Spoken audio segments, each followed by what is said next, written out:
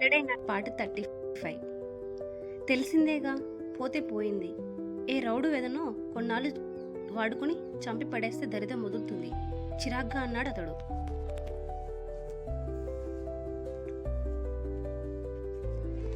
Tony కోపంగా అరుస్తుంది హోలిక ఆ మాటకి.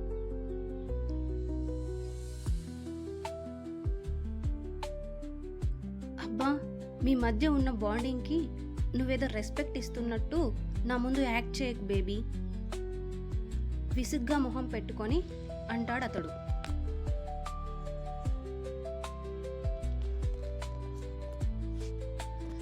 తన్ని తీసుకెళ్ళింది ఏ రౌడు వెదనో కాదు, వశిష్ఠ తనని తీసుకువెళ్ళాడు అని చెప్తుంది హోలిక. వాట్? అప్పటి వరకు చాలా నార్మల్గా ఉన్న అతడు వశిష్ఠ పేరు వినగానే కంగారు అతని ముఖంలో కొట్టుకొచ్చినట్టు కనబడుతుంది.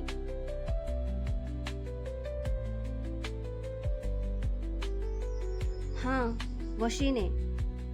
న్యూస్ కూడా వచ్చింది. అతడు ఎంగేజ్మెంట్ చేసుకుంది వన్యనే. తన ఫొటోస్ లీక్ చేయకుండా జాగ్రత్త పడ్డాడు అతడు, లేదంటే ఈ పాటికి మనం ఇద్దరం బుక్ అయ్యేవాళ్ళం అంటుంది తను.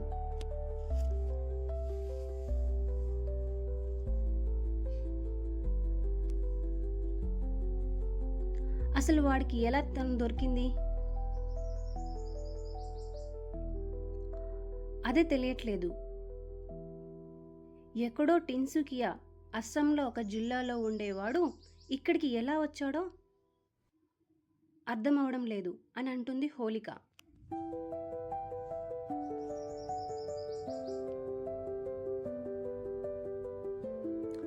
నువ్వు జాగ్రత్తగా ఉండాల్సింది కదా, అలా ఎలా తనను వదిలేశావు అని అంటాడు టోనీ.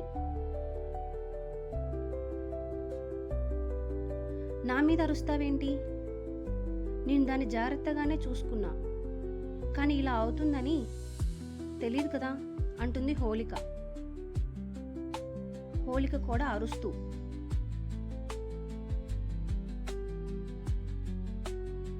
సరే జరిగిందేదో జరిగింది, ఇప్పుడేం చేద్దాం అనుకుంటున్నావు?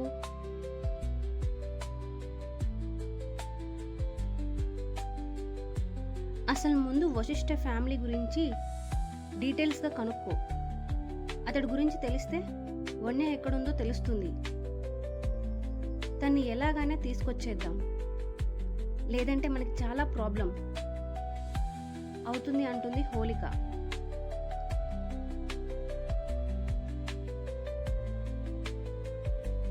నువ్వు టెన్షన్ పడకు బేబీ, నేను తన గురించి కనుక్కుంటా అని కాల్ కట్ చేస్తారు టోనీ.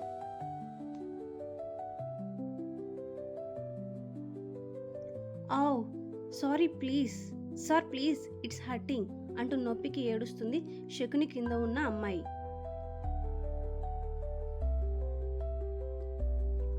ఆ అమ్మాయి మాటలు, ఏడుపులు, ఆర్దనాలు అతడి చెవికి చేరట్లేదు. చేరినా అతడు పట్టించుకోవట్లేదు అనే చెప్పాలి. ఎంగేజ్మెంట్ రోజు ఆ డ్రెస్లో వన్య ఎంత అందంగా ఉంది. ఆమె బ్లౌజ్కి లెహెంగాకి మధ్యలో సన్నటి ఆమె నడుము అతడికి మత్తెక్కిస్తుంది. ఆ సుకుమారమైన నడుము మీద వశిష్ఠ చెయ్యి పడగానే అతడిలో ఉద్రేకం ఎక్కువయ్యి తన కింద ఉంది వన్య అనే ఫీలింగ్లో ఆ అమ్మాయిని అనుభవిస్తున్నాడు శకుని.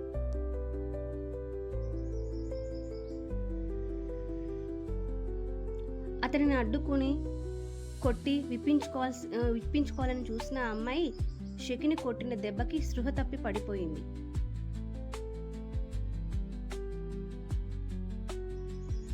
వన్య, నీ ఒంటి మీద వాడు చెయ్యి కాదు, మొదటి నాదే పడాలి. ఇంత అందంగా పుట్టి ఈ శకుని కింద నగలకపోతే నీకు దేవుడు ఇచ్చిన అందం వేస్ట్ అవుతున్నట్లే. ఆ అందాన్ని నేను వేస్ట్ చేయలేను. నిన్ను ఎలాగైనా నా పక్కలకు తెచ్చుకుంటా. అతడి ఫీలింగ్స్ కంట్రోల్ అవ్వడంతో నగ్నంగా అలాగే రూమ్లో తిరుగుతూ నవ్వుకుంటాడు. శకుని.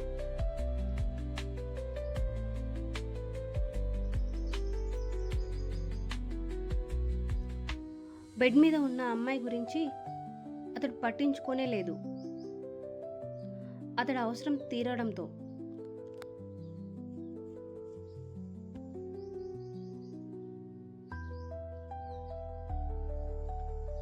ఎవరితోనూ ఒక్క మాట కూడా మాట్లాడకుండా టిఫిన్ చేసి పైకి వెళ్ళిపోతుంది వన్య.